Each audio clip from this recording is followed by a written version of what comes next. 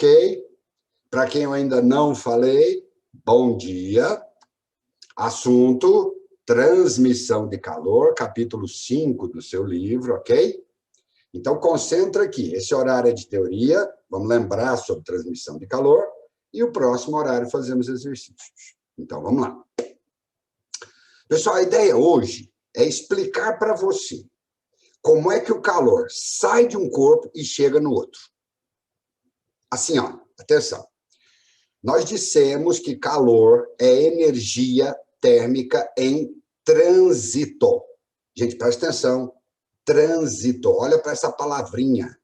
Trânsito quer dizer, já saiu de um corpo, ainda não chegou no outro. Correto? Entre os dois corpos que estão trocando calor, existe uma diferença de temperatura, o calor sai do mais quente e vai até o mais frio. Entre os dois corpos existe algum tipo de meio material. Alguma coisa existe entre os dois corpos. E o calor se utiliza desse meio material para se transmitir.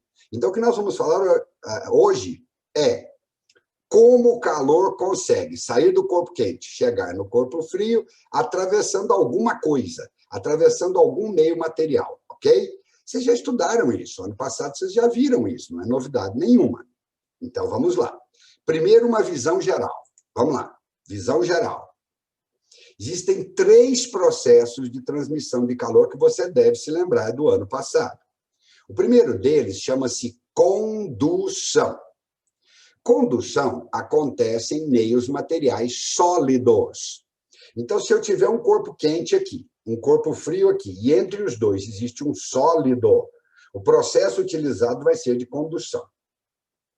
O segundo processo chama-se convecção. Atenção agora. Convecção ocorre em meios materiais fluidos. Gente, guarda essa palavrinha, escreve aí na sua apostila, escreve aí no seu caderno. Fluido. O que é um fluido? É uma categoria que engloba líquidos, vapores e gases. Gente, atenção, nós já mostramos que vapor e gás, macroscopicamente, são muito semelhantes. Porém, microscopicamente, são estados físicos diferentes. Então, qualquer líquido, qualquer vapor, qualquer gás pode ser chamado de fluido.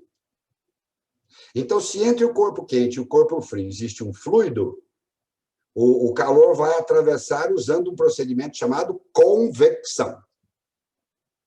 E, por fim, a radiação ou irradiação. Térmica, tá? Radiação térmica, não é radiação nuclear, não. Radiação nuclear é outra coisa, a gente fala lá no final do ano. Nós estamos falando de térmico, nós estamos falando de calor, tá bom? A irradiação acontece principalmente no vácuo. Se entre o corpo quente e o corpo frio existir o vácuo, pensa bem, vácuo é uma região onde não existe matéria, não tem matéria, não tem sólido, não tem líquido, não tem vapor, não tem gás, não tem nada, certo? Desprovido de matéria. Então, se entre o corpo quente e o corpo frio existe o vácuo, o processo utilizado é a radiação ou irradiação. Porém, guarda o que eu vou dizer agora, escreve aí no caderninho também. Radiação também pode acontecer nos meios materiais que forem transparentes a ela. Meios materiais que são transparentes à radiação, ela também ocorre. Por exemplo, o ar. O ar é transparente à radiação. Consequentemente, não fica achando que radiação só acontece no vácuo. Eu disse assim, ó, radiação ocorre principalmente no vácuo. É o único meio possível no vácuo. Mas a radiação também pode acontecer nos meios materiais, desde que o meio material seja transparente para ela. Entendeu, então? Lembrou dos 3 processos? Condução, convecção e radiação? Sólidos, fluidos e vácuo? Vamos falar de cada um separadamente, assim, bem devagarzinho, cada um? Então, vamos lá. Começando pela condução. Eu expliquei, eu mostrei para vocês que a condução acontece em meios materiais sólidos. Então, vamos lá. Nós já estudamos mudança de estado. E eu comentei com você que o meio material sólido é aquele que possui a maior densidade molecular. Densidade molecular significa dizer que as moléculas de um sólido estão muito próximas uma da outra, bem juntinha cada molécula da outra. Além disto, existem ligações químicas entre as moléculas para fortalecer essa rede, esse conjunto de moléculas, correto? Então, tenta imaginar, olha aqui, ó, coloquei um exemplo aqui para você. Ó. Tenta imaginar aqui uma barrinha sólida. Normalmente, os metais são os melhores condutores de calor. Todo mundo sabe disso. Metal conduz muito bem o calor. Ok. Então, tenta imaginar que isso daqui seja uma barrinha metálica sólida. Se eu aquecer uma das extremidades da barrinha, as primeiras moléculas que recebem calor aumentam a vibração e trombam com as moléculas seguintes, que aumenta a vibração e tromba com a seguinte, que aumenta a vibração e tromba com a seguinte, e assim sucessivamente. As moléculas, à medida que recebem energia e aumentam a vibração, elas acabam colidindo com as outras moléculas. Ok? E aí esse calor, essa energia vai sendo transferida para as moléculas seguintes. Então, é o que está sendo representado aqui nessa figurinha. Ó. As primeiras moléculas são as mais agitadas, são as que ficam mais quentes e vão por choques sucessivos transferindo para as outras moléculas. Se você quiser guardar, então, atenção, atenção, se você quiser guardar uma frase bem pequenininha para definir condução, anote assim, escreva aí no caderno, por favor.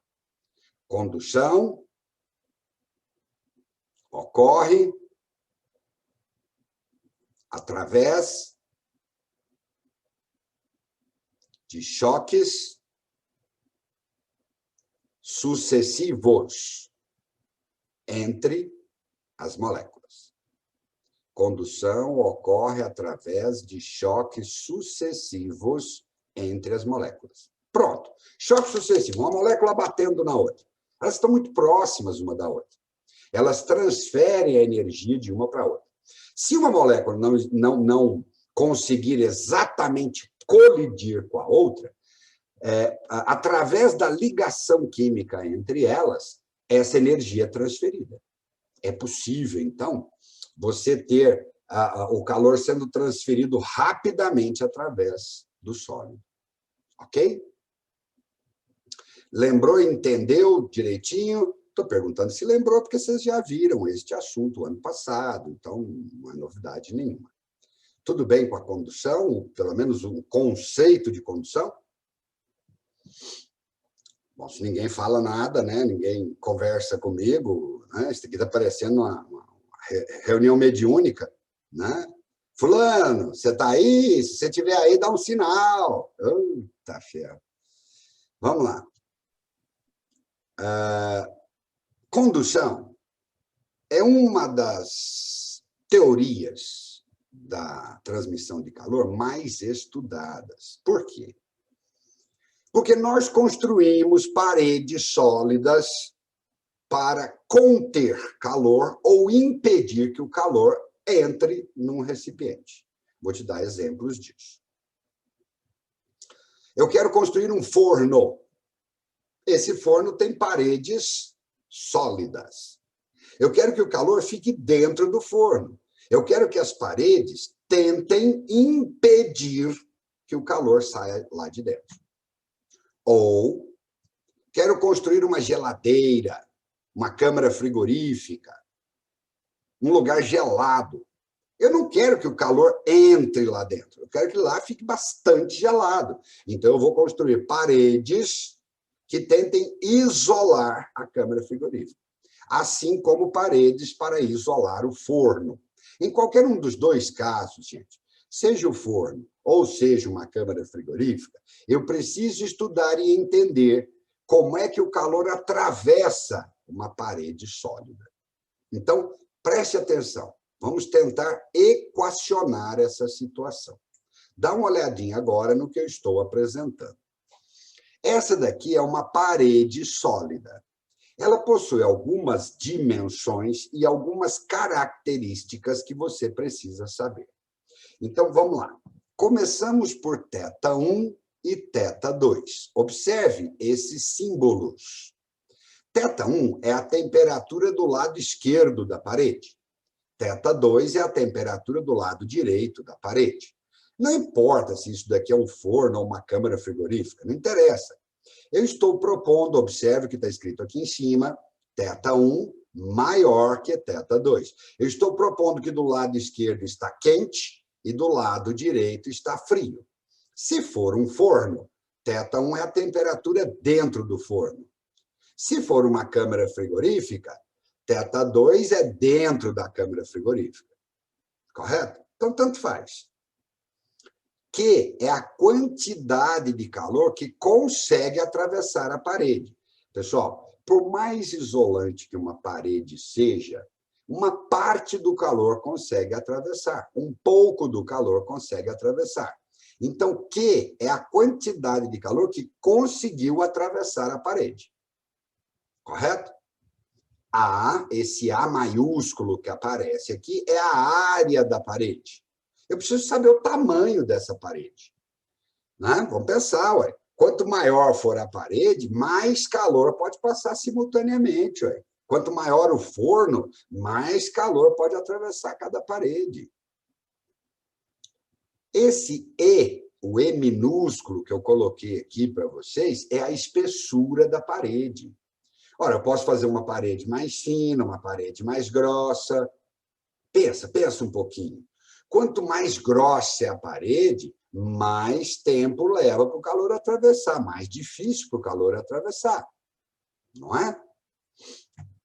E esse K que aparece aqui é a constante de condutibilidade térmica da parede. O que é isso, constante de condutibilidade térmica? Esse K indica o tipo de material usado na parede. Pessoal, eu posso fazer uma parede de metal, eu posso fazer uma parede de tijolos, eu posso fazer uma parede de concreto, eu posso fazer uma parede de vários tipos diferentes de materiais. Para cada material, vai existir uma condutibilidade. Existem materiais que são mais isolantes e materiais que são mais condutores. Depende do que eu vou escolher. O K está indicando para mim que tipo de material eu usei na parede. Se ele é mais condutor ou se ele é mais isolante. Tá? É uma constante. É uma constante. Vocês entenderam todos os termos? Os tetas, Q, A, E e K. Entendeu o que significa cada letrinha? Tá bom. Então, vamos a uma outra letrinha importante. Olha para essa letrinha que eu estou destacando aqui agora. Ó. Essa é a letra Φ do alfabeto grego. Φ. Ela significa fluxo. Fluxo de calor. Fluxo. Quantidade de calor que atravessa a parede por unidade de tempo. Pelo amor de Deus, não vai confundir T, tempo, com θ, temperatura. Gente, θ é temperatura, gente.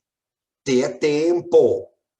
Então, o fluxo é a quantidade de calor que consegue atravessar a parede por unidade de tempo. Então, poderia ser caloria por minuto, joule por hora, sei lá.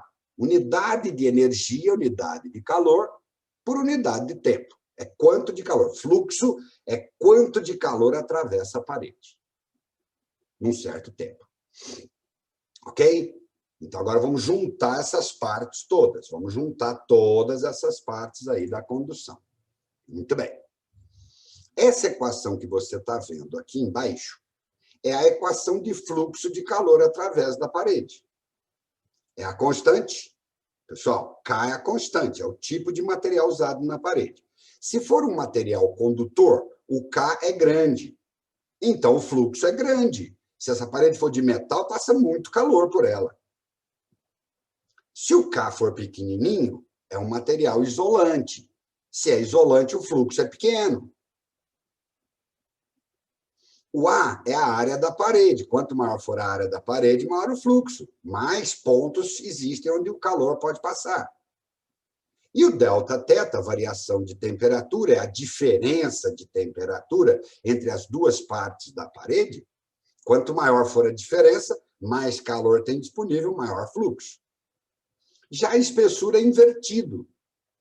Por quê? Porque quanto maior a espessura, menor o fluxo. Quanto mais grossa a parede, mais difícil passar calor.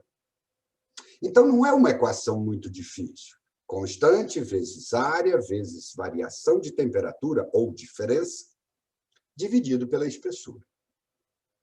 Esta equação calcula o fluxo, a quantidade de calor que atravessa a parede por segundo, por minuto, por hora. Ok, pessoal? Tudo bem com a condução? Entender o que é condução e como calcular condução? Lembrou direitinho? Isso é uma recordação, né? Ok, ninguém quer falar comigo, está tudo bem. Às vezes é greve, né? Eu não estou sabendo. Então, vamos para o segundo processo de transmissão de calor. Eu disse que a convecção acontece em meios materiais fluidos, líquidos, vapores e gases. Vamos dar primeiro o exemplo dessa chaleira contendo água, tá bem? Vou colocar em cima da chama de um fogão. A água é um líquido. A parte de baixo do líquido recebe calor primeiro. Aumenta a temperatura, dilata, diminui a densidade, fica mais leve e sobe. Essas setinhas vermelhas que você está vendo aqui é a água quente subindo. A água fria, que é mais densa, mais pesada, desce. Então, as setinhas azuis é água fria descendo.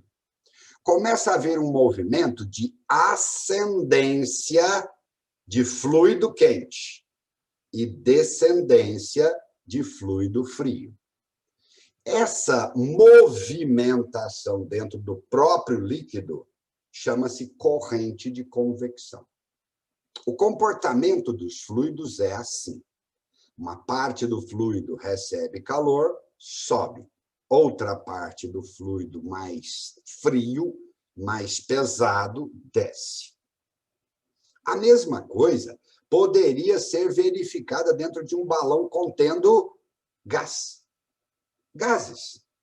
Se você aquece a parte de baixo desse conjunto de gases, o gás mais quente sobe e o mais frio desce. Corrente de convecção de novo. Como os líquidos, vapores e gases possuem uma densidade muito menor que o sólido, as moléculas estão mais livres, elas podem rolar uma sobre a outra, ou no caso dos gases e vapores, elas estão realmente livres, não existe ligação química. Então, essas moléculas podem se deslocar, às vezes com grande velocidade. Tudo bem? Entendeu esse procedimento? Isto acontece o tempo inteiro na nossa atmosfera. Então, vamos mostrar isso. Dá uma olhadinha para cá, por favor. Vamos imaginar essa figurinha aqui primeiro. Olha para essa figurinha aqui, ó. Ela está representando uma praia durante o dia, num horário bastante quente. Está aqui o sol. O sol aquece a areia e a água com a mesma quantidade de calor. Mas nós já estudamos que a areia tem um calor específico menor. Isso significa que ela esquenta mais depressa. Gente, isso é constatação da sua vida prática. Se você já foi num lugar onde tem uma praiazinha, não precisa ser uma praia lá no oceano, não. Pode ser uma praiazinha de um rio. Você vê que durante o dia a areia está muito mais quente do que a água, porque o calor específico é menor. O ar próximo da areia também fica bastante quente. E nós dissemos que fluido, gases quentes sobem. Então, o ar quente sobe e dá lugar ao ar frio que vem da água. Se você estiver numa praia durante o dia, você vai sentir ventando do mar para a terra. Isso é chamado de brisa marítima. Pessoal, isso já caiu no Enem exatamente do jeito que eu estou descrevendo para você. O cara colocou um texto lá explicando esse negócio. São correntes de convecção. São fluidos quentes subindo, ar quente subindo, ar frio ocupando lugar. Qualquer vento que ocorre na nossa atmosfera é causado por isso aí. Uma região mais quente, uma região mais fria. O lugar mais quente, o ar quente sobe e o ar frio vem ocupar essa posição. Então, está ventando. Se vier um vento da sua direita para a sua esquerda, então a sua direita está mais frio. É um lugar, sei lá, tem sombra ou nuvens, qualquer coisa que esfria aquela região, e aí o ar vem se deslocando porque o ar quente sobe. Pensa agora a mesma praia, a mesma situação, só que à noite, num horário bastante frio. Tá? No meio da noite, depois da meia-noite. Muito bem. Se a areia, durante o dia, esquenta mais depressa, durante a noite ela esfria mais depressa. Quem tem menor calor específico esquenta mais depressa e esfria mais depressa. Escreve isso aí. Coloque isso aí, olha que observação importante. Calores específicos menores indicam substâncias que se aquecem ou se resfriam mais rapidamente. Tanto faz aquecer ou esfriar, gente. Então, durante a noite, certamente a areia fica mais fria, mais rapidamente do que a água do mar. Então, o ar próximo da água fica mais quente. Um ar mais quente sobe. E então o ar mais frio da areia vem ocupar esse local, vem ocupar essa posição. Se você estiver, então, numa praia, à noite, você vai sentir ventar da terra para o mar. Pessoal, pescadores que usam barcos à vela, eles fazem isso, gente. Eles saem para pescar às 3 horas da manhã, 4 horas da manhã, porque eles sabem que é um momento bastante frio e o vento vai levá-los para o alto mar. E eles voltam meio-dia, 2 horas da tarde. Por quê? Porque eles sabem que é o horário mais quente. E aí o vento vai trazê-los para a terra. Está entendendo? Os caras que vivem em locais como estes têm exatamente essa percepção. Eles sentem, eles percebem isso, eles observam isso. Qualquer vento na nossa atmosfera é causado por correntes de convecção. Um lugar mais quente, um lugar mais frio, quente sobe, o frio vem ocupar o lugar. Isso nos leva a uma última conclusão, se for o caso, você anota aí de novo, observações importantes. Eu já falei várias observações importantes. Se você não anotou, você está perdendo a oportunidade de fazer um super resumão. Toda vez que eu quiser aquecer um fluido, o ideal é colocar a fonte de calor embaixo. Eu consigo a melhor eficiência. Toda vez que eu quiser resfriar um fluido, eu devo colocar a fonte fria em cima. É o que eu consigo a melhor eficiência. Fontes quentes devem ser colocadas embaixo, fontes frias em cima. Pensa, as duas coisas são por uma única razão. Fluidos quentes sobem.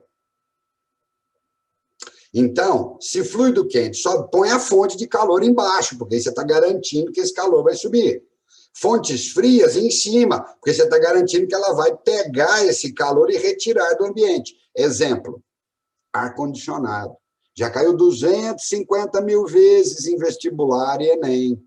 Ar-condicionado é melhor ser colocado em cima. O calor sobe, o ar-condicionado pega esse ar quente, passa dentro dele, retira o calor, joga esse calor para fora e devolve o ar gelado. O ar gelado lá em cima, jogado lá em cima, ele é mais denso, ele desce naturalmente. Ah, mas eu não posso colocar um ar-condicionado embaixo. Não, pode, só que aí a eficiência dele vai ser menor e vai demorar muito mais tempo para você resfriar o ambiente. Você vai gastar mais energia elétrica, você vai ter menos eficiência, vai demorar mais para acontecer. É só isso. Tudo bem com a convecção? Tranquilo, tudo. De boa? Ok. Então, se você achou que está tudo legal, se você fez as anotações, vamos ao terceiro e último processo de transmissão de calor, que é a radiação ou irradiação térmica. Pessoal, todos os corpos emitem algum tipo de onda, ok? Vinculado à sua temperatura. Quanto maior a temperatura do corpo, maior é o comprimento de onda da onda. Como vocês já estudaram ondulatório, eu não estou falando nenhuma novidade, né? No caso do nosso corpo, por exemplo, nós emitimos uma quantidade enorme de infravermelho. Infravermelho é a única onda eletromagnética que transporta calor. Ela já transporta. As outras ondas eletromagnéticas, são 9 ondas eletromagnéticas, nós vamos estudá-las também. São 9 ondas eletromagnéticas importantes. 8 delas podem ser convertidas em calor. O infravermelho, ele já transporta calor. O infravermelho é a onda que vem junto com a luz do Sol e chega até a Terra. Entre o Sol e a Terra existe o vácuo. A única maneira possível do calor sair do Sol e chegar à Terra é por radiação. Não tem outro jeito, usando a onda. Quando você resolve deitar-se igual uma lagartixa para tomar sol, você está absorvendo infravermelho. Você absorve e emite infravermelho. Então, observe que o infravermelho veio do Sol até a Terra pelo vácuo, mas quando chegou na Terra, encontrou a atmosfera da Terra. E a atmosfera não é vácuo, a atmosfera é um conjunto de gases. Mesmo assim, essa onda conseguiu atravessar. Então, deixe bem claro aí na sua memória, na sua cabeça, que radiação, onda infravermelha, ela não se propaga só no vácuo, não. Ela também pode se propagar em meios materiais, desde que o meio material seja transparente. Como o infravermelho possui um comprimento de onda grande, fica mais difícil, fica mais complicado dessa onda atravessar uma parede, por exemplo. Uma parede de tijolos, uma parede de concreto. É por isso que nas nossas residências elas bloqueiam a passagem do infravermelho com as paredes. Então, não é todo o meio material que o infravermelho consegue atravessar, não, tá bem? Mas o fato é que nós somos capazes de absorver e de emitir infravermelho. Então, isso é radiação térmica. Tudo bem com esse terceiro processo? Quando chegarmos no ondulatório, a gente fala mais detalhadamente, eu mostro para você como é a relação entre o comprimento de onda, da onda e a temperatura, tá bem? Existe uma relação. Ok, então vamos fazer o último comentário para a gente encerrar definitivamente o assunto de transmissão de calor, tá? Existe um recipiente que foi criado lá no século XVII, se não me engano, chamado vaso de Dewar. Esse recipiente foi criado inicialmente para preservar amostras biológicas. Depois foi popularizado como a nossa garrafa térmica. Vocês estão vendo aqui, ó, que eu coloquei aqui uma figura com duas partes, né? A garrafa térmica mesmo é essa parte aqui. Isso aqui fica dentro dessa proteção plástica da garrafa térmica. É desse vaso de Dewar que eu estou falando. É desse recipiente que eu estou comentando. A ideia é criar um recipiente que impeça ou diminua consideravelmente a saída ou a entrada de calor, tanto faz. Então, esse cientista, ele propôs a seguinte constituição, tem mais de 300 anos que isso existe, tá bem? Isso não é uma invenção do ano passado, não, viu? E hoje está popularizada, é claro. E ela funciona da seguinte maneira. A ideia é impedir a condução, a convecção e a irradiação. Como é que eu vou impedir isso? Eu faço, então, um recipiente com paredes duplas, duas paredes, ok? Espelhadas, por dentro e por fora, as duas paredes. Para que o espelhamento? Aqui, está bem claro isso aqui, não está? Nessa figura aqui está bem claro o espelhamento, não está? Para que isso? Para impedir a radiação, a irradiação. Se a irradiação é através de uma onda do tipo infravermelho, que vem junto com a luz, e luz se reflete em espelho, o infravermelho também.